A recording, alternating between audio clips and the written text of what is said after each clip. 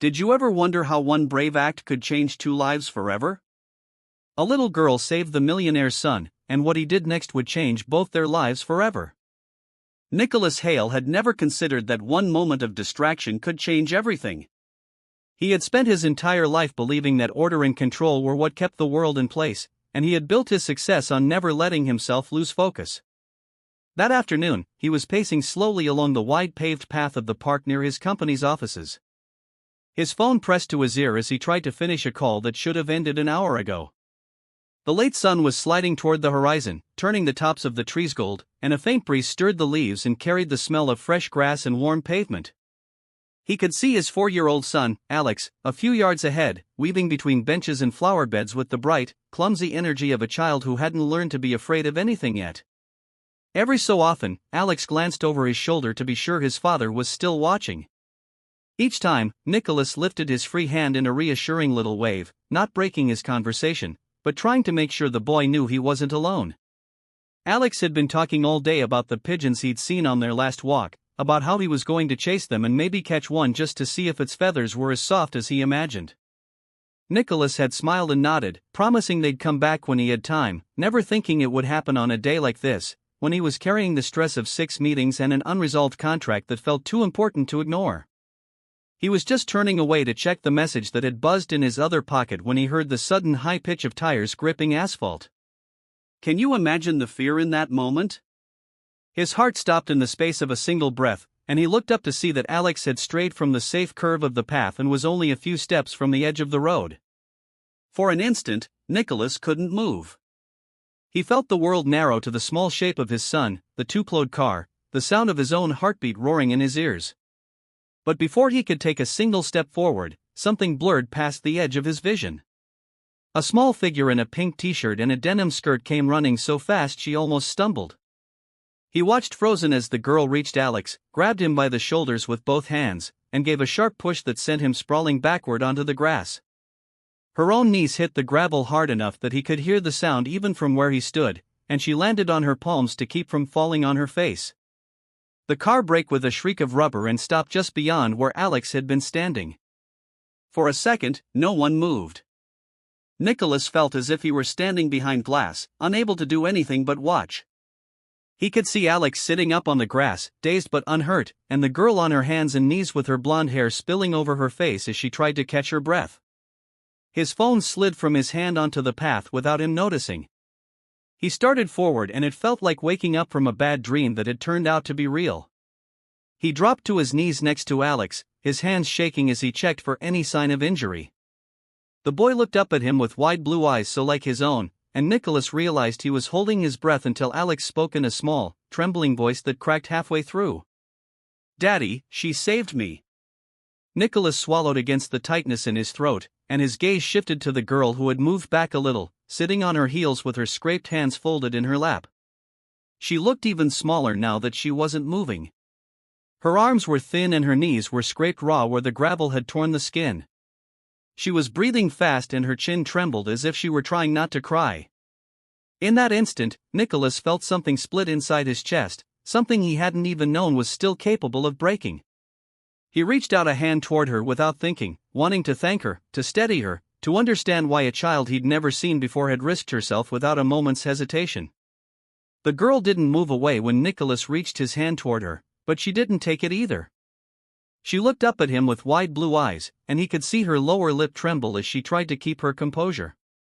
Her palms were scraped open in ragged patches of red and gray grit, and there were tiny specks of gravel stuck to the tears on her knees, but she didn't make a sound of complaint or reach to brush them clean.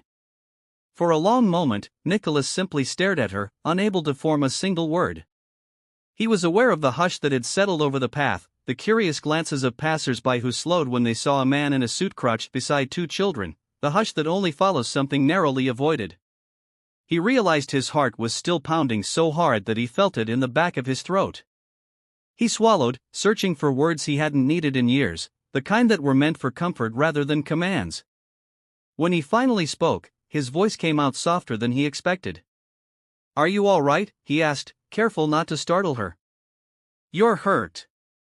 The girl blinked quickly, as if she were startled by the idea that someone was worried about her. And then she looked down at her hands and pressed them together as though she were trying to hide the raw skin. She didn't answer. Nicholas felt a ripple of frustration that he quickly recognized was only fear in another shape. He didn't want to frighten her further. He shifted his attention to Alex, who had crawled closer to the girl and was staring at her with enormous eyes. Alex was never shy, but now he seemed unable to find the words either. He reached out a tentative hand, not quite touching her. "You saved me," he said finally, so quietly it almost disappeared into the hush around them. The girl lifted her head again, and a single tear slid down her cheek, leaving a bright path through the dust on her skin. Nicholas drew in a slow breath, willing himself to stay calm so he could think clearly. He knew he needed to get both children out of the middle of the path. He stood carefully and bent to scoop Alex into his arms. The boy clung to his shoulder, his small hands tightening in the fabric of Nicholas's suit jacket, and Nicholas felt an ache deep in his chest that was equal parts relief and shame that he had looked away for even a moment. He looked back at the girl, still sitting there as if she didn't know what she was supposed to do next. He couldn't leave her there. He crouched again, ignoring the stiffness in his knees, and tried to make his voice sound as reassuring as possible. "What's your name?" he asked. "Can you tell me?" She hesitated so long he thought she wouldn't answer. And then she whispered, "Hannah." He repeated it softly, tasting the shape of it on his tongue, a name too small for the courage she had shown. "Hannah," he said again, "I want to help you. Can you stand up?" For the first time, she looked directly at him, and in that look was something so raw it made his throat tighten. She didn't look afraid of him. She looked as if no one had offered to help her in a long time, maybe ever. She nodded once, a tiny, reluctant movement, and pressed her palms carefully to the gravel to push herself upright. When she stood, she wobbled, and he automatically reached out to steady her with his free hand. Her arm was so thin under his palm, it startled him, and he realized how slight she was, how easily she could have been hurt, or worse in the moment she'd chosen to act. He didn't let go until he was sure she could keep her balance. He looked down at Alex, who had turned his head to peer at her again, and saw the boy's face scrunch up with something like wonder. "Daddy, can she come home with us?" he asked, his voice small but certain. Nicholas's heart clenched so hard he nearly lost his breath. He looked at Hannah, at the dirt smudges on her clothes, the small brave tilt of her chin, and thought he had never seen anything so quietly extraordinary. "Let's take it one step at a time," he said softly, not sure who he was reassuring more, his son or himself. He turned back to Hannah and asked, "Where is your family?" She looked at her scraped hands again, and when she spoke, her voice was so soft he had to bend closer to hear it. "I don't have one anymore." Her words were simple, but they landed in him with a weight that nothing in his long career of difficult negotiations and heavy decisions had ever equaled. He felt something inside him shift, something he couldn't name yet, but knew he wouldn't be able to set aside.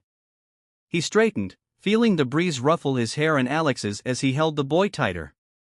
"Then we'll figure this out together," he said quietly. And though he still didn't know exactly what he was promising, he knew it was the truth.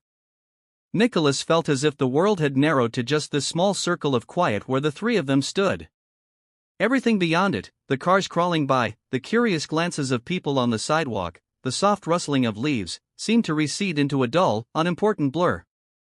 He watched Hannah shift her weight on her scraped feet, her eyes darting between him and Alex, with an anxious uncertainty that made her look even younger than she was.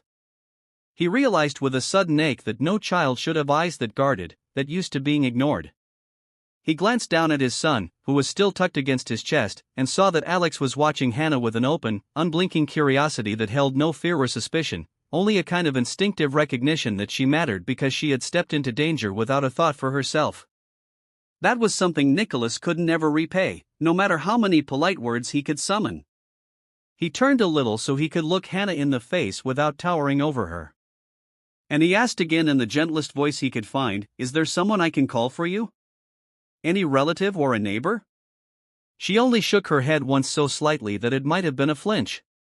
Nicholas felt his stomach twist because it was the kind of answer that carried an entire story she didn't have the words to tell.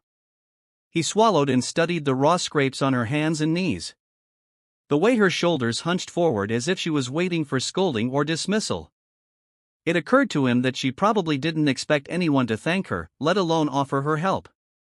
And in that instant, he felt something inside him that had nothing to do with duty or gratitude. It was a kind of fierce protectiveness he hadn't felt since the day Alex was born. A voice in the back of his mind whispered that this was not his responsibility, that he should hand her over to the authorities. But he ignored it as he had ignored 1,000 lesser instincts in his life when something truly important was at stake. Alex shifted in his arms and whispered, "Daddy, she's bleeding." Nicholas followed his son's gaze to the dirt-caked wounds on Hannah's palms.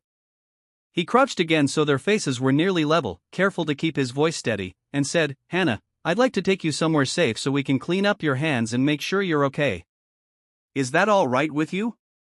She looked at him as if she didn't quite believe he was speaking to her and then nodded in a hesitant, jerky way. He stood, adjusting Alex so he could free one hand and held it out to her without thinking. She stared at it, her small brows pulling together in confusion. After a long moment, she reached out and let her scraped fingers rest lightly in his palm. The simple trust of that touch made something crack wide open in his chest. He closed his fingers gently around hers, feeling how cold and fragile her hand was, and squeezed just enough to say without words that she wasn't alone anymore. They started walking slowly back toward where his car was parked. Each step felt unreal, as if he had crossed into a different life in the space of a few minutes. He tried to think what he would tell the driver or what explanation he could give if someone asked why he was bringing a child he'd never met into his home. But the longer they walked, the less he cared how it would look. Alex tucked his head against Nicholas's shoulder, watching Hannah over the curve of his father's arm with wide, solemn eyes. Every few steps, Hannah glanced up at Nicholas and then back at the pavement as if she was still testing whether she'd imagined the offer of safety. When they reached the car, Nicholas nodded to the driver, whose eyebrows shot up at the sight of Hannah's dirt-smudged face and raw knees. But he didn't ask questions. Nicholas had chosen his staff carefully over the years, and they knew when to keep silent. He helped Hannah climb into the back seat first, guiding her with a gentle hand on her shoulder. She sat stiffly on the edge of the leather seat as if she expected to be told to get out again at any moment. Nicholas sat Alex down next to her, and the boy immediately reached for her scraped hand with all the easy, instinctive kindness of a child who didn't see any difference between them. Hannah looked startled, but she didn't pull away. For the first time, Nicholas saw her mouth soften into something like the beginning of a smile. It was small and uncertain, but it was there. As the car pulled away from the curb, he settled in across from them and studied the two children sitting side by side. He had no plan for what would happen when they reached his house. No neat solution to the tangle of questions waiting for him, but he felt a calmness he hadn't known in years. He realized that sometimes you didn't need a plan to do the right thing. Sometimes you only needed to start by taking one frightened hand in yours and promising you wouldn't let go.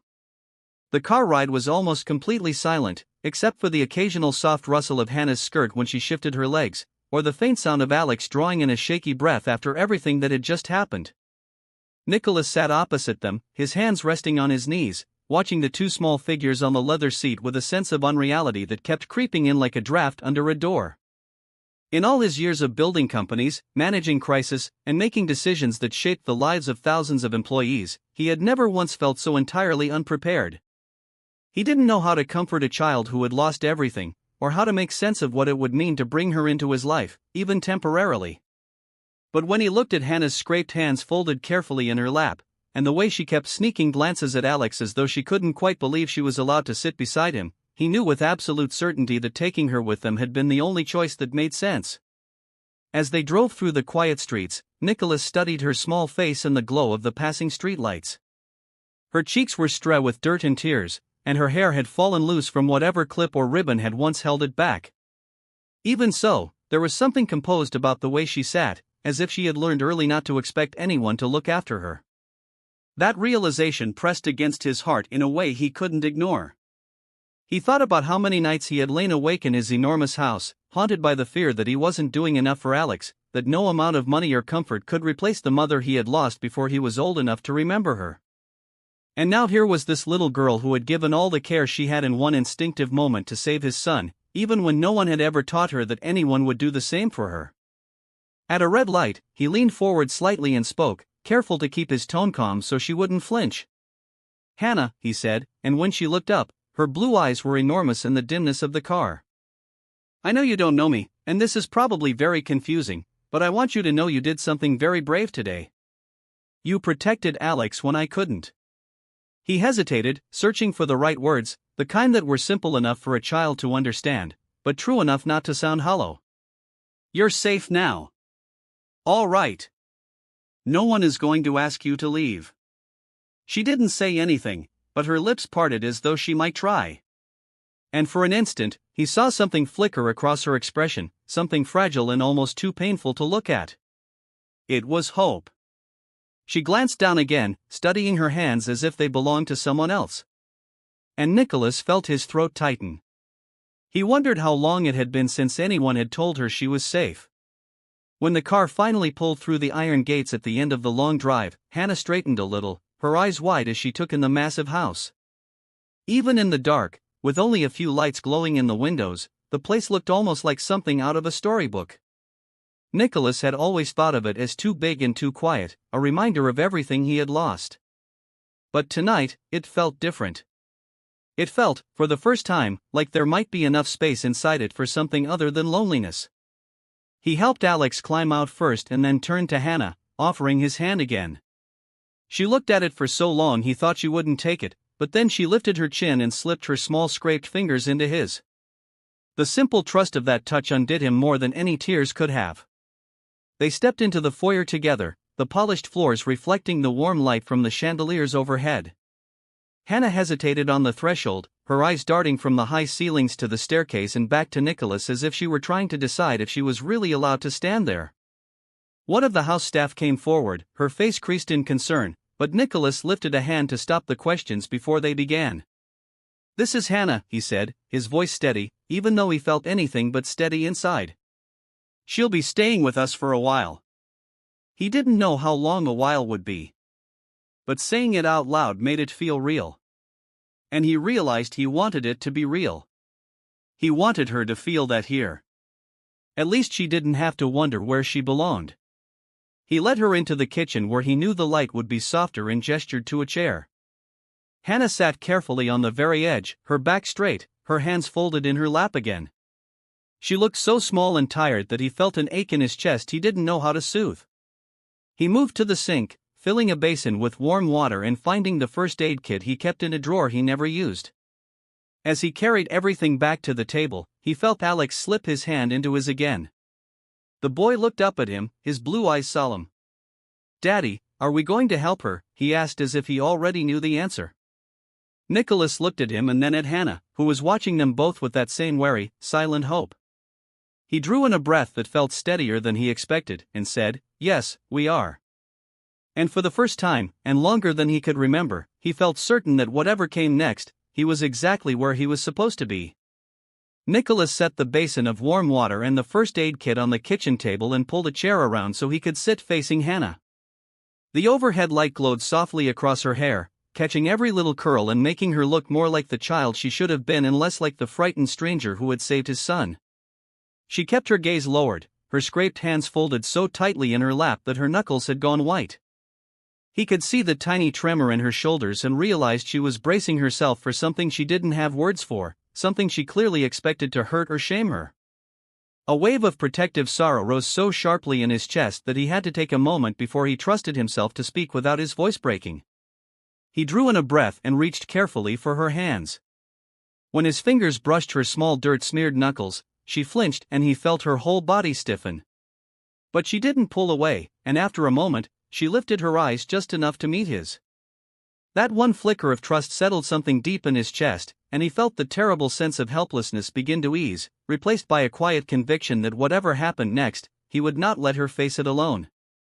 He spoke in the low, steady voice he used when Alex woke crying from nightmares.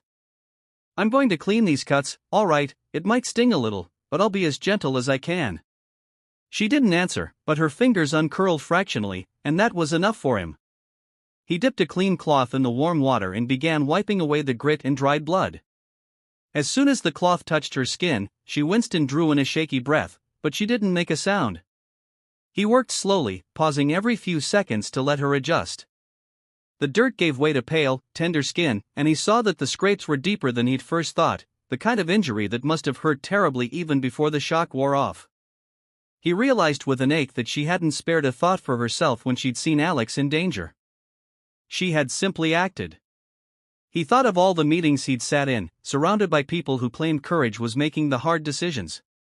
And it struck him how little any of that had to do with the bravery it took for a child to throw herself into harm's way for someone she didn't even know.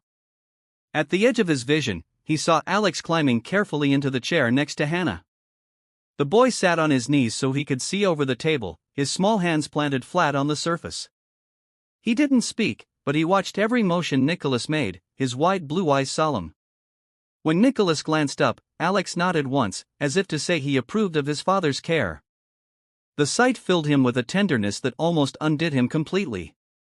For so long, he had worried he wasn't enough for his son, that his quiet, serious way of loving would never fill the space his wife had left behind. But watching Alex now, he realized that children learned compassion by seeing it modeled.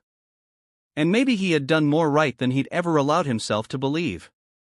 When the last of the grit was gone, he gently dried Hannah's hands with a soft towel and reached for the antiseptic. She drew back fractionally at the sight of the bottle, her eyes going wide, and he lifted his palm in a calming gesture. "I promise it won't last long," he said quietly. "Would you like to hold my hand while I do it?" For a heartbeat, she didn't move, and then she nodded just once. He offered his free hand, and she wrapped her small fingers around two of his. Her grip was surprisingly strong, but he didn't mind. If it helped her feel safe, he would have let her hold on as tightly as she needed. He dabbed the antiseptic carefully onto each scrape, pausing whenever she sucked in a breath or squeezed his hand tighter. When he was done, he unwrapped a bandage and pressed it over the largest cut. Her skin was warm beneath his fingers, and he felt a fierce determination that he would never let her be hurt like this again if he could help it. When he finished, he set the supplies aside and looked at her properly for the first time since they'd sat down. Her face was pale, but her breathing had slowed, and her shoulders weren't quite so tense. She didn't let go of his hand right away, and he didn't try to pull free. Instead, he covered her smaller fingers with his other palm, making a quiet promise he hoped she would feel, even if she couldn't yet believe it. Alex leaned forward a little, his hair falling into his eyes, and said in his small, clear voice, "Does it still hurt?" Hannah blinked as if she hadn't expected anyone to ask. And then she whispered, "Not as much." Her voice was so tentative, but it held a note of relief that made Nicholas's throat tighten. He looked from her to Alex, feeling something settle into place in his chest, something that felt a lot like purpose. In that moment, he knew with unshakable certainty that she was no longer just the girl who had saved his son. She was someone he was meant to protect, to care for, to welcome into the part of his life he had thought would always stay empty. He realized, as the silence wrapped around them, that he would do whatever it took to make her feel she belonged. When the kitchen had grown quiet again, and Hannah's breathing had steadied to something more like normal, Nicholas gently loosened his hand from hers and stood to pour a glass of water. He felt her eyes follow every movement he made, weary and searching, as if she were trying to memorize what kind of man he was before she let herself believe he was safe. He understood that kind of watchfulness because he had lived his own version of it after his wife had died. He had learned then that loss rewrote all the rules of trust and that nothing came back easily once it was broken. As he set the glass in front of her, he thought that maybe the smallest gestures were the ones that mattered most now. Clean water in a glass, a quiet place to sit, the simple respect of speaking to her as if she had every right to be there. He sat again across from her and folded his hands on the table because he didn't know what else to do with them. His voice felt almost too careful in his throat when he spoke, but he forced himself to ask, "Hannah, where have you been staying?"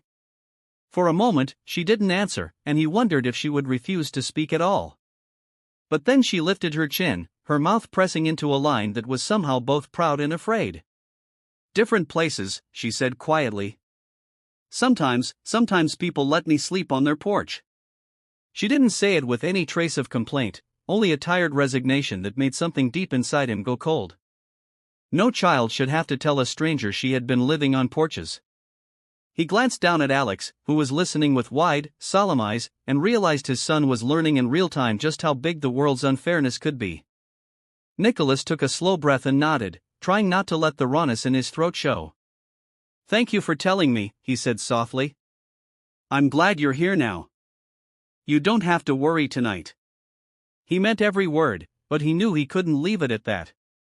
He would have to make calls, speak to the authorities, find out what legal options existed. He had never fostered a child before, never imagined that his life would intersect with someone like Hannah in any way. Yet the thought of letting her disappear into the machinery of shelters and caseworkers made him feel almost sick with dread. He looked across the table and thought that if there was any decency left in him at all, he would find a way to keep her safe, no matter how complicated it became. Alex climbed off his chair and stepped closer to Hannah without hesitation. He reached out and touched the edge of the bandage on her hand as if to check that she was really all right. When she didn't flinch away, he smiled a little and said, "I'm glad you were there." Hannah blinked, her mouth parting in surprise, and for the first time since he had met her, Nicholas saw a real unguarded expression cross her face. It wasn't quite a smile, but it was something softer, something that looked almost like relief. She didn't answer, but she curled her fingers around the edge of her seat, her shoulders sinking just a little, as if she was finally starting to believe she didn't have to be ready to run. Nicholas rose and moved to the cabinet, taking out a small plate. He didn't want to overwhelm her, but he knew she needed food as much as she needed reassurance.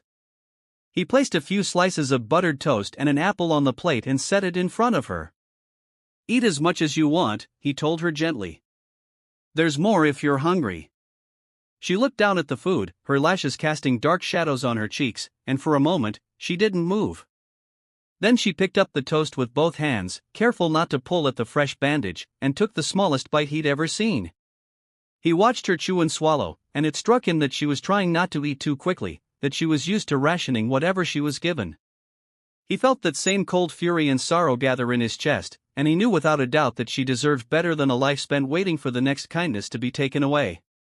While she ate, Nicholas moved to the sideboard to make a few calls, speaking in a low voice so she wouldn't feel like he was discussing her as if she weren't there. He contacted his lawyer, explaining the situation in careful, precise terms. The man was silent for a moment and then said that he would start making inquiries immediately. Nicholas ended the call, feeling both relieved and more aware than ever that this was only the beginning of something bigger than he could yet understand. When he turned back, he saw that Hannah had finished the toast and was holding the apple in her lap as if she wasn't sure if she was allowed to eat it, too. He crossed the kitchen and crouched so they were eye to eye again. "It's all for you," he said quietly. "You don't have to save any for later." For a moment, she didn't answer. But then she nodded, a tiny, almost shy movement, and took a slow bite. He watched her chew and felt something loosen in his chest. He didn't know what tomorrow would bring, but he knew this much. Tonight she would sleep under a safe roof, and tomorrow he would find a way to keep her there as long as she wanted. It was a promise he made to himself as he stood again, feeling Alex press close to his side in silent agreement. In that kitchen, with the warm lamplight and the quiet sound of a child eating her first real meal in too long, he felt something take root in his heart that he hadn't dared believe possible. It felt a lot like hope. Nicholas stayed close to the table while Hannah ate, pretending to busy himself with small tasks so she wouldn't feel that all eyes were on her. He wiped the countertop that was already clean, refilled Alex's cup with water he didn't really need, and moved a stack of papers from one end of the counter to the other. It wasn't that he needed to keep his hands busy. He needed to give her space to feel like she was allowed to be here, that this kitchen wasn't just a temporary stop before someone sent her away again. Every so often, he glanced over and saw her watching him, her expression caught between suspicion and something that looked very much like longing. He realized she was trying to understand whether this kindness was real or whether it would vanish if she made a wrong move. That thought made his throat ache in a way he didn't have words for. When she finally set the apple core carefully on the plate, she folded her hands in her lap and looked down as if bracing herself for whatever would happen next. He dried his hands on a towel and moved to sit across from her, lowering himself into the chair slowly so he wouldn't startle her. Alex had settled in the chair to her left, his chin propped in his palms as he watched her with the patient attention only small children seem to have. Nicholas studied the way Hannah's shoulders were still tense, the way her narrow back seemed almost braced for a blow she had learned to expect, and he understood that he would have to be deliberate with every word he spoke. He drew in a quiet breath, made sure his voice was calm, and said, "Hannah, I know today has been very frightening. You were so brave and you did something that most grown-ups wouldn't have done. You helped Alex and you helped me. I can't ever thank you enough for that." She didn't look up, but her hands clenched in her lap. And he thought maybe no one had ever told her that her courage mattered. He waited, letting the silence stretch just long enough that she might feel she was allowed to speak if she wanted to. When she didn't, he continued, "I've spoken to some people I trust to help me figure out how to keep you safe. I don't know exactly what the next few days will look like, but you won't have to sleep outside anymore." At that, her gaze flicked up to meet his, and her eyes were so bright and weary that he had to press his hands together to keep from reaching for her again. She opened her mouth, closed it, then tried again. "But where will I go?" she asked. And the words were so soft that he could tell she already expected the answer to be somewhere she didn't want to be. He felt something settle heavily in his chest, a quiet, immovable certainty. "You'll stay here for now," he said simply. "If you want to. No one will make you go anywhere you don't want to go." Even as he said it, he knew it was only part of the truth, that there were rules and systems waiting to sweep her up and categorize her to decide what box she belonged in. But he also knew that he had resources and influence that most people didn't. And he had never been afraid to use them. If she needed him to, he would become whatever advocate she required. He would call in favors and bend rules and fill out every form until he could look her in the eyes and tell her she was staying. It surprised him how natural that decision felt. How right it was in a way nothing else had been since he lost his wife. Alex turned toward Hannah then, his small voice breaking the quiet. "I think you could sleep in the room across from mine," he offered earnestly. "It has the stars on the ceiling." He was talking about the guest room that Nicholas had never gotten around to redecorating after his wife died. It still had the glow-in-the-dark stickers she had put there, thinking that someday it would be for a little girl.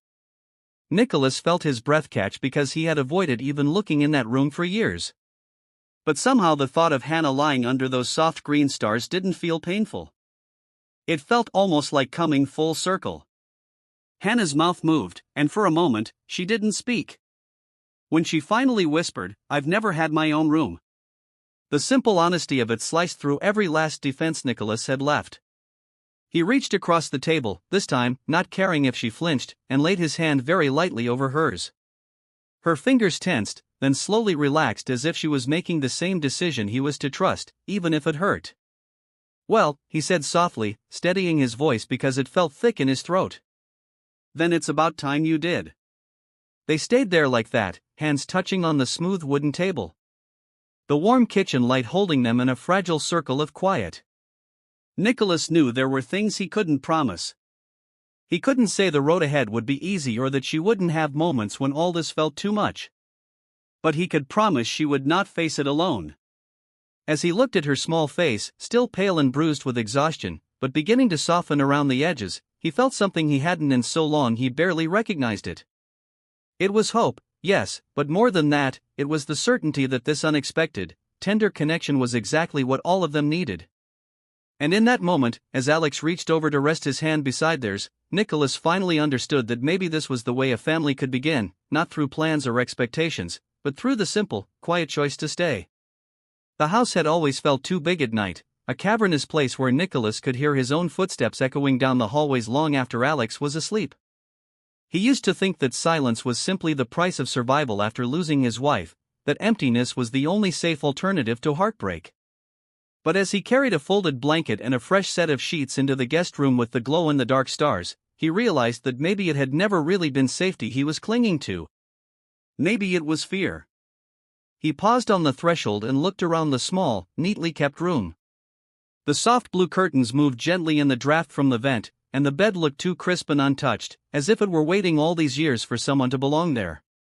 He thought about how Hannah had said she had never had her own room, and something in his chest loosened and then settled with a quiet, unexpected peace. When he turned, he saw her standing just inside the doorway, her hands tucked close to her stomach, as though she didn't trust herself not to reach for something she shouldn't touch. Her eyes were wide, sweeping over the painted stars on the ceiling and the pale furniture as if she was trying to memorize every detail before it could be taken away. She didn't step farther into the room, only hovered at the threshold, as if afraid the whole offer might dissolve if she believed in it too quickly. Nicholas realized he was holding his breath, waiting to see whether she would find the courage to cross that invisible line. He bent to set the blanket on the end of the bed and turned so she could see his face. "This is yours for as long as you want it," he said, keeping his voice low so she would hear the steadiness he didn't entirely feel. "No one is going to take it away." She didn't answer right away. Instead, she lifted one hand and traced the edge of the doorframe with her fingertips, her expression caught between wonder and fear. He could see how tired she was, how her small shoulders looked like they were holding up a weight no child should ever have to carry. But slowly, so slowly it felt almost like watching a time lapse of a flower opening, she stepped into the room. She walked to the bed and brushed her fingers over the neatly folded blanket as if testing whether it was real. When she turned to face him, there was something shining in her eyes that wasn't only exhaustion. It was the beginning of trust, a fragile flicker of belief that maybe she didn't have to keep running. Nicholas knew she would need more than a warm bed and kind words to feel safe here. She would need time and consistency and patience he wasn't sure he possessed. But as he looked at her, he understood that he was willing to find out. He crossed to the little dresser by the window and opened the top drawer so she could see it was empty, waiting for her things. "If you want to put your clothes here, you can," he said, though he knew she had arrived with nothing but the dust on her shoes. She looked at the drawer and then back at him, her brow creasing as if she was trying to decide whether she was allowed to ask the question she was carrying. When she finally spoke, her voice was so quiet he almost missed it. "Will I be here tomorrow?" For a moment, he couldn't answer. He thought of all the bureaucratic steps that waited, all the forms and interviews and signatures that would have to happen before any of this could be permanent. But he also knew that for tonight, for this small moment in the hush of the hallway, she needed something simpler than technicalities. She needed someone to choose her without hesitation. So he looked her straight in the eyes and said, "Yes, you'll be here tomorrow. And the day after that, for as long as you want." Her mouth wobbled, then the beginning of a sob she was trying to swallow. Before she could turn away, Nicholas knelt so they were eye level. He reached out carefully so she would have time to refuse if she needed to, and rested his hand lightly on her shoulder. For a long moment, she stood frozen. Then she took a single step forward and buried her face against his chest, her small hands curling in the fabric of his shirt. He felt her shoulders begin to shake, felt the first warm drop of a tear through the cotton, and he closed his eyes as he wrapped his arms around her. She smelled like dust and antiseptic, and something he realized was hope. He held her as her sobs came in slow, ragged waves, and he knew without a doubt that this was the most important thing he had ever done. When her breathing finally evened out and she pulled back to scrub at her face, he didn't say anything about the tears. He only smoothed her hair back from her forehead and nodded toward the bed. "Why don't you get some rest?" he said. "I'll be right down the hall if you need anything." She looked at the bed and then back at him. And for the first time since he had met her, she gave him a smile so small it felt almost like a secret. He stood and watched as she climbed onto the mattress, her hands smoothing the blanket as though she was still unsure it was really hers. He turned off the lamp by the door, leaving only the soft glow of the nightlight that projected tiny stars onto the ceiling. As he stepped into the hall, he saw her lying on her side, watching the stars with wide, tired eyes. And as he closed the door halfway and stood alone in the dim hallway, Nicholas felt the shape of his life shifting into something bigger and truer than he had ever expected. In the quiet, he let himself believe that maybe this was what family was. Two people who had lost everything, finding in each other a place to begin again. I think the ending of this story is deeply moving because it doesn't pretend that all pain can be erased overnight. Instead, it shows how a single act of bravery, a little girl saving a boy she'd never met, can open the door to something neither of them dared to hope for, belonging. What I love most is that Nicholas doesn't swoop in as a perfect savior. He's uncertain, afraid he'll get it wrong, and haunted by his own grief. That makes his promise to Hannah feel so real. It isn't about charity or guilt. It's about a genuine choice to stay, to keep showing up even when it's hard. To me, this ending is hopeful in the truest sense. It doesn't wrap everything in a neat bow, but it leaves us believing that the bonds built in that quiet kitchen and the softly lit bedroom will grow stronger every day. In the end, it's a reminder that family isn't always the one you're born with. Sometimes, it's the one you build slowly and imperfectly when you dare to let someone in. All this and more, only on Millionaire in Love.